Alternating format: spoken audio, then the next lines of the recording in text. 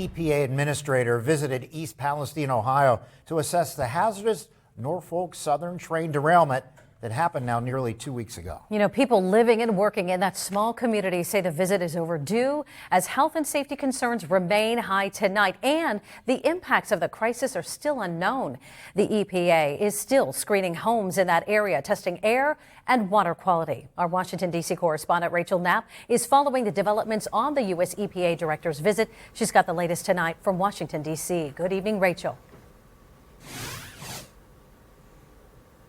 Good evening, Mike and Eva. Erie News Now reporter Elspeth Meiser has done a fantastic job reporting on the ground from East Palestine, Ohio, really kind of capturing the concerns from local residents there about safety and health, and also really just talking about the frustration they're dealing with on the lack of transparency from the government. And lawmakers here are also sharing those same concerns. Now, some parts of Representative Mike Kelly's district are nearby East Palestine. We're told he was briefed again by the EPA today on the situation. Now, Kelly says he is monitoring the potential long-term impacts on air and water quality in western PA, particularly in Lawrence County and towns near the crash site. His team is encouraging people near the area to get their air and water quality testing at their home. Testing is free, by the way. We'll put that information about that on our website. Ohio's governor announced today he is seeking to get more federal assistance to help with the site. The White House says the administration has boots on the ground.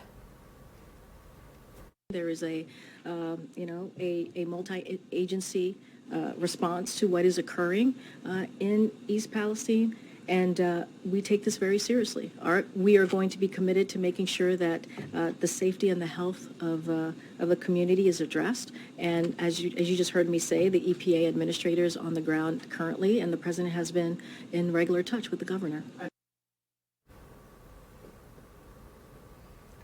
Senators Bob Casey and John Fetterman say they've heard concerns from their constituents on the derailment and have sent letters to the EPA pressing the agency to hold Norfolk Southern accountable for releasing hazardous materials into the air and water. Senators also sent a letter to the National Transportation Safety Board, better known as NTSB. They want NTSB to investigate why and how the train derailed to prevent future derailments involving hazardous materials in Ohio, Pennsylvania, and across the country. Now, in those letters from Senators Casey and Fetterman, and they're also saying that they're reaching out to the Department of Transportation to make sure that they're also reviewing any practices or policies to prevent any future derailments. Mike, Eva, back to you.